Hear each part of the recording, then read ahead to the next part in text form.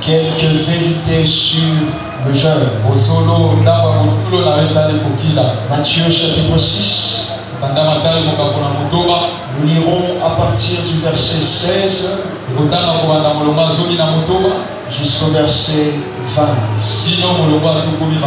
Je lisais Matthieu chapitre 6 à partir du verset 16 jusqu'au verset 20. Vous y êtes? Gloire au Seigneur. Lorsque vous jeûnez, ne prenez pas un air triste comme les hypocrites qui se rendent le visage tout défait pour montrer aux hommes qu'ils jeûnent. Je vous le dis en vérité, ils reçoivent leur récompense. Mais quand tu jeûnes, parfume ta tête et lave ton visage, afin de ne pas montrer aux hommes que tu jeûnes, mais à ton Père qui est là dans le lieu secret. Et ton Père qui voit dans le secret te le rendra. Ne vous amassez pas des trésors sur la terre, où la teigne et la rouille détruisent, et où les voleurs percent et dérobent. Mais amassez-vous des trésors dans le ciel, où la teigne et la rouille ne détruisent point, et où les voleurs ne peuvent percer et dérober. Parole du Seigneur. Alléluia. Amen. Seigneur, merci de nous parler. Merci de nous faire comprendre ta parole. Merci de chasser de ce lieu tout esprit d'incrédulité et tous ceux qui ne confessent pas ton nom. Au nom suprême de Jésus, l'Assemblée et moi disons Amen. Quelques vérités sur le jeûne. Nous saluons tous nos frères qui nous suivent sur Internet. Que Dieu vous bénisse abondamment. Bien-aimés, quand nous lisons Matthieu 6, le texte que nous venons de lire, nous voyons qu'il est dit ceci: lorsque vous jeûnez, autrement dit, quand vous jeûnez. Ici, la question que l'on pourrait se poser, c'est de savoir, mais qui parle? Tu dois savoir que c'est Jésus qui parle. À qui parle-t-il? Il s'adresse à tous ses bien-aimés. Quel est le message que nous devons comprendre juste dans cette séquence? Il dit lorsque vous jeûnez. Qu'est-ce qu'on doit comprendre? Bien-aimé, tu dois comprendre que le Seigneur est en train de te faire la recommandation d'adopter l'habitude ou l'attitude de souvent jeûner.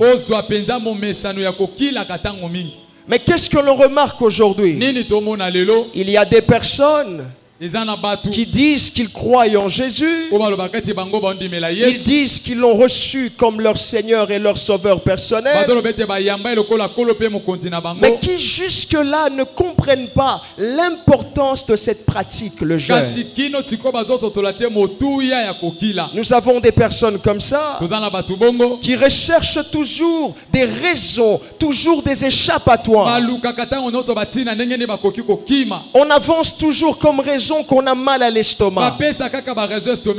On avance toujours comme raison qu'on est hyper tendu.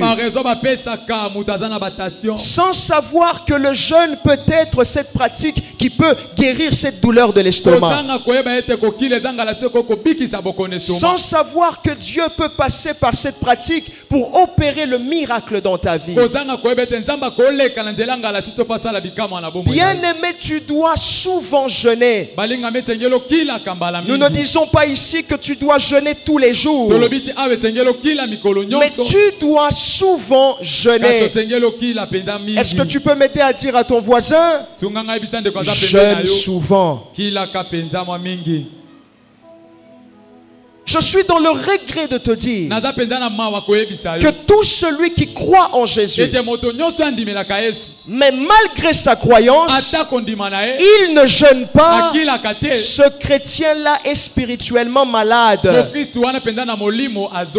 Quelqu'un me dira, pasteur, vous abusez. Je ne ressemble pas à un malade. Je ne suis pas en jeûne avec vous. D'ailleurs, je ne jeûne pas comme vous. Mais je suis en parfaite santé. Je peux courir. Je mange bien. Je dors calmement. Bien-aimé, laisse-moi te dire qu'il y a de ces maladies dont les effets ne se manifestent pas immédiatement. Il y a de ces maladies, c'est déjà dans ton sang, c'est déjà dans tes os, mais les effets ne se sont pas encore manifestés. Lorsque tu crois en Jésus et que tu méprises la pratique du jeûne, spirituellement, tu es malade. Ma prière pour toi est que ce soir, que tu te ressaisisses et que tu rencontres le docteur Jésus qui ne guérit pas que les problèmes spirituels, il guérit aussi tous les problèmes de l'homme. Amen. Nous ne pouvons pas être chrétiens sans jeûner. C'est aberrant. Et qu'est-ce que l'on remarque aujourd'hui? Il y a même de ces chrétiens, en jeûnant, il n'a aucun but qu'il poursuit. Vous allez lui poser la question, mais pourquoi tu jeûnes? Il te dira, c'est parce qu'à l'église, on a dit qu'on doit jeûner. Oui, à l'église, on a dit qu'on doit jeûner. Ça, c'est ce que l'on appelle le but commun. Mais au-delà du but commun, tu dois avoir un but personnel. Quel est l'objectif que tu poursuis en jeûnant? Il y a des gens qui jeûnent sans objectif. Et dans la plupart des cas, c'est ceux qui jeûnent sans objectif ou à la fin de leur jeûne, ils remarquent que rien n'a changé. Ils remarquent que rien ne s'est produit. Ils remarquent qu'ils sont toujours les mêmes. Pourquoi? Parce que tu n'avais pas d'objectif. Pose la question à ton voisin. Quel est ton objectif dans ce jeûne? Il y a des personnes qui jeûnent parce qu'ils ont un besoin de consécration. Il veut se rapprocher davantage de Dieu. Il y en a qui jeûnent parce qu'ils ont un besoin de percer. Il veut percer dans son travail. Il veut percer dans ses projets. Mais toi, quel est ton but? Jusqu'à quand tu seras un suiveur? Il est grand temps que tu te ressaisisses avant que le miracle ne s'accomplisse dans ta vie. Ce n'est pas suffisant de dire je jeûne parce que assis on nous a dit de jeûner. Quel est ton but personnel? C'est ce but qui fera en sorte que même quand le pasteur ne prie pas pour toi, Dieu pourra t'exaucer. Amen. Mais le problème c'est quoi? Aujourd'hui on fait des fidèles, des adeptes, des pasteurs. Il faut que le pasteur impose les mains. Pourquoi? Parce qu'on n'a pas de but personnel. Quand j'ai un but personnel, que le pasteur soit là ou pas, il s'agit de ma vie, il s'agit de mes problèmes, il s'agit de mes défis. Je me mets à genoux, je cherche Dieu. Amen. Même si tu ne dis pas amen, je vais te prêcher. Ah oui, la vérité doit être prêchée. Qu'est-ce que tu poursuis? Et ici, nous ne sommes pas là pour te juger. Il y a des gens qui diront, frère, ne poursuis pas ça, c'est trop charnel. Bien aimé, le but personnel, c'est le but personnel. Tu n'es pas obligé de le dire au voisin. Pour que le voisin ne te critique pas, tu n'es pas obligé de le lui dire. Dis à Dieu, parce que c'est lui qui peut te comprendre mieux. Amen.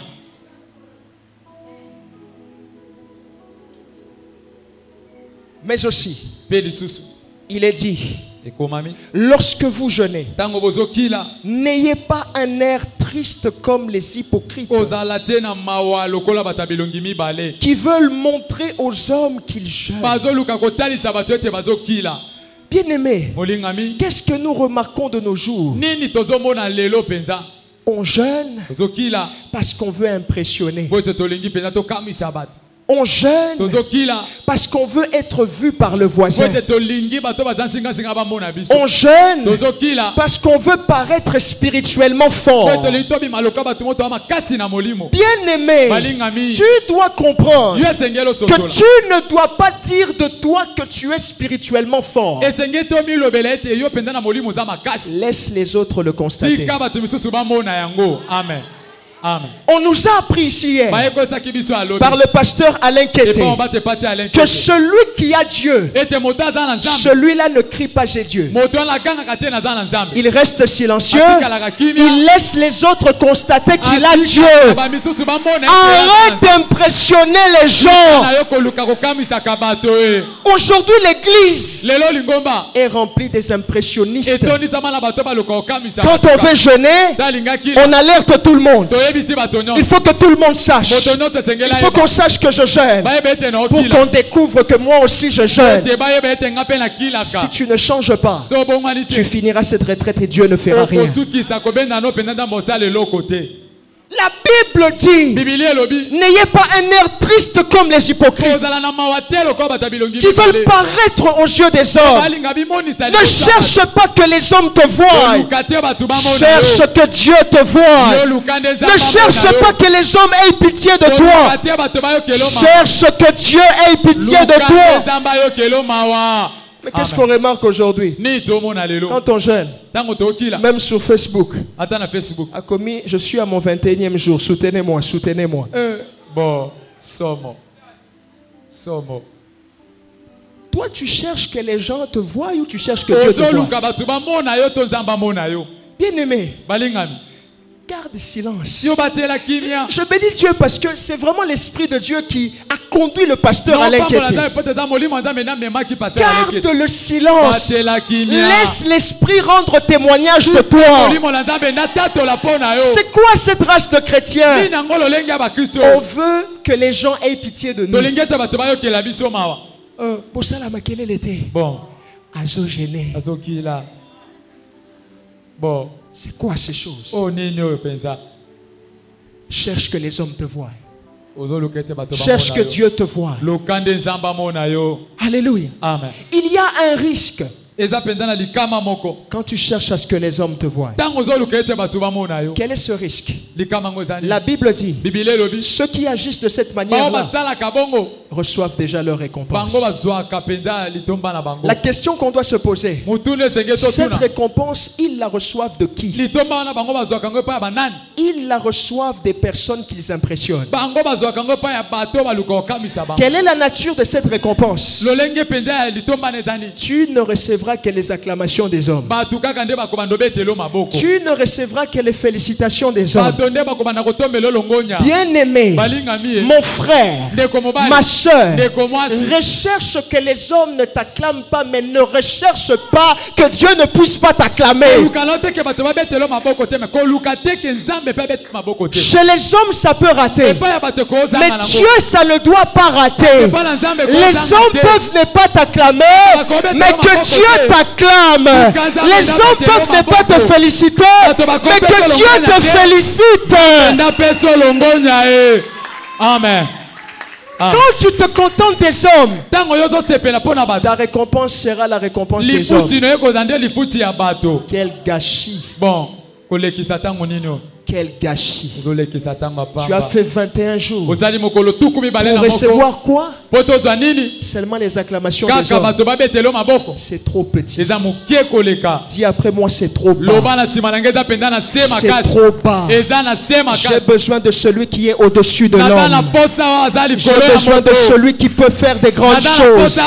Que lui me voie, que lui m'acclame. Amen. Mais regarde, si la Bible dit que ceux-là qui veulent paraître devant les hommes reçoivent la récompense des hommes, c'est-à-dire que la véritable récompense existe.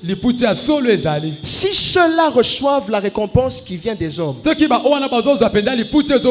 c'est-à-dire que ceux qui ne sont pas comme eux reçoivent la véritable récompense. Or, la véritable récompense, c'est celle qui vient de Dieu. Et c'est ici que j'aimerais t'expliquer en quelques mots la récompense que Dieu donne. La Bible dit, nous ne devons pas amasser des trésors sur la terre, là où la teigne et la rouille percent, volent. Mais nous devons plutôt chercher à amasser des trésors dans le ciel. Bien aimé, j'aimerais te dire que le jeûne peut être l'un des moyens. Par cet acte de sacrifice, tu peux amasser des trésors dans le ciel. Il y a des personnes sur la terre, humainement parlant, il a beaucoup d'argent, il a beaucoup de richesses, il a du trésor, mais dans le ciel, il n'a rien. Bien aimé, je t'en conjure, remplis les trésors là-bas dans le ciel. Remplis les trésors là-bas dans le ciel. Que Dieu te cote. Tout ce que tu fais, que Dieu cote. Et un jour, tout ça, ça va te suivre.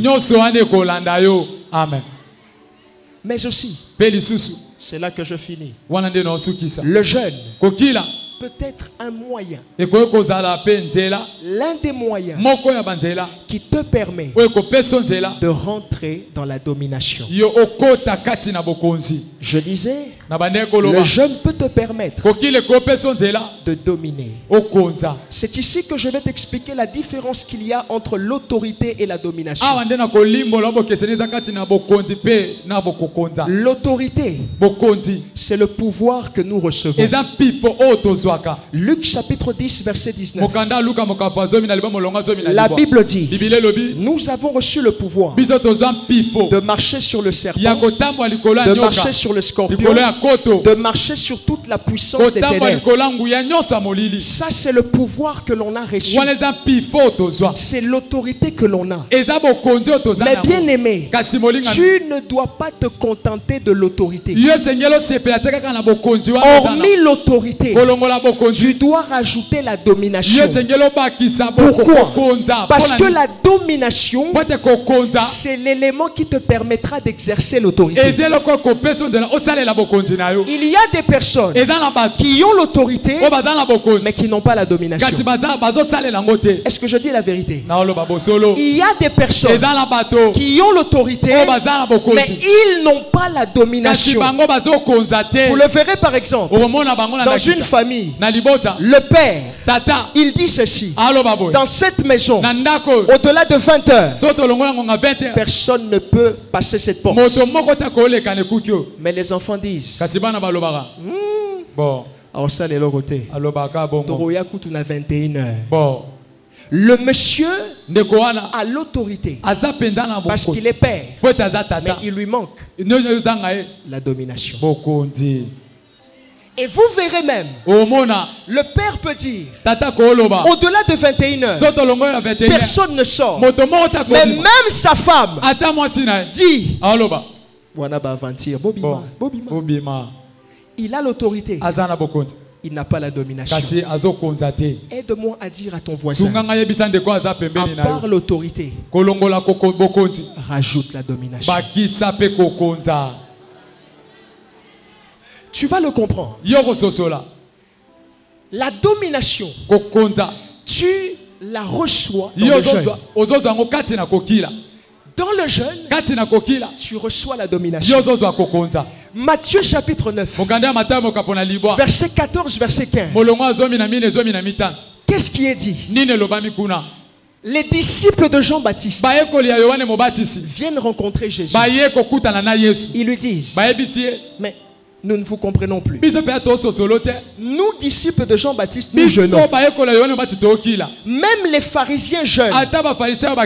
Mais pourquoi tes disciples ne jeûnent pas? Jésus va leur dire: maintenant, parce que je suis là, ils ne vont pas jeûner. Mais l'heure vient où je ne serai plus physiquement avec eux. C'est là que mes disciples jeûneront. Nous sautons. Matthieu chapitre 17. Pour la première fois, Jésus commence maintenant à expliquer à ses disciples le pourquoi du jeûne. La Bible dit, ils reviennent rencontrer Jésus, les disciples. Ils disent à Jésus: nous avons rencontré un cas très particulier. Un démon qui n'a pas voulu partir pour la première fois. Alors que les disciples avaient déjà l'habitude de chasser les démons. Ils avaient déjà l'habitude de guérir les maladies. Mais dans Matthieu 17, ils vont rencontrer un cas où ils ne pourront pas exercer l'autorité. Regarde ce qui se passe. Le papa de la personne qui était possédée emmène son fils auprès de Jésus. Il est dit dans la Bible que cet enfant était lunatique. Quand vous prenez d'autres versions, on dit clairement l'épilepsie. C'est pourquoi en ce lieu l'épilepsie ne peut pas rester. Alléluia. Amen. Cet enfant avait l'épilepsie. On l'emmène devant Jésus. Jésus chasse le démon à la vitesse de la lumière. Il fait la remarque à ses disciples. Il leur dit: reste incrédule. Il vous a manqué une foi à la taille d'un grain de sénévé. Mais hormis l'aspect de la foi, verset 20, il dit à ses disciples: ce genre de démon ne sortent que par la prière, par le jeûne. Amen. Alléluia. Amen. Ils avaient l'autorité, mais ils n'avaient pas la domination. L'autorité fera en sorte que tu fasses quelques pas en avant. Mais quand tu vas rencontrer les principautés du monde, ils vont seulement souffler. Tu vas reculer plus vite en arrière. Raison pour laquelle, au-delà de l'autorité, rajoute la domination. Comme Jésus, tu n'as pas besoin de commencer à dire: sors, sors, sors, démon sort, Nabondelio sort. Il n'y a pas Yakobondela Awa. Démon sort au nom de Jésus. quand dans la délivrance, et comme il démonte aux obons de la yo, il te manque la domination. Jésus n'a jamais supplié les démons. La domination a fait en sorte il arrive sur le terrain du fou de Gadara. Il n'a même pas encore parlé. Les démons commencent à s'agiter. Le démon commence à trembler. Le démon ressent. Il y a quelqu'un ici qui a la domination. Ma prière pour toi ce soir, que l'Éternel restaure la domination dans ta vie. Ce soir, quand tu vas entrer dans ta maison, les démons du quartier vont se sentir mal à l'aise. Je les déclare sous l'onction du Saint-Esprit. Les démons qui sont aux environs se sentiront mal à l'aise. Pourquoi? Parce qu'à part l'autorité, tu as la domination. Amen.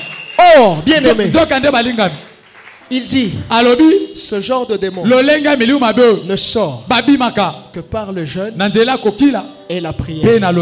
Répète après moi. Jeûne et prière. Dis à ton voisin, le jeûne et la prière. Dis à ton voisin encore, le jeûne et la prière. Celui qui jeûne sans prier n'est pas différent de celui qui fait un régime. Si je peux te parler. Celui qui jeûne, il ne prie pas. Tout ce qu'il cherche, c'est de perdre le poids. À la fin du jeûne, qu'est-ce qu'il va remarquer? Il a perdu 10 kilos. Mais il n'a rien reçu spirituellement. Le jeûne n'est pas seulement pour perdre des kilos. Après avoir perdu le kilo, il faut que les démons partent. Il faut que les démons laissent ton travail. Il faut que les démons laissent ton foyer. Il faut que des miracles s'opèrent. Ma prière pour toi est que ce soir, tu domines. Je disais tu domines. Ce soir tu domines. Sur le sorcier de ton quartier tu domines. Sur le sorcier de ta famille tu domines. Sur le sorcier du lieu où tu travailles tu domines. Sur le sorcier de la RDC tu domines. Au nom de... Lève-toi, commence à prier. Alléluia. Merci Jésus. Un seul sujet de prière. Seigneur, je veux dominer. Je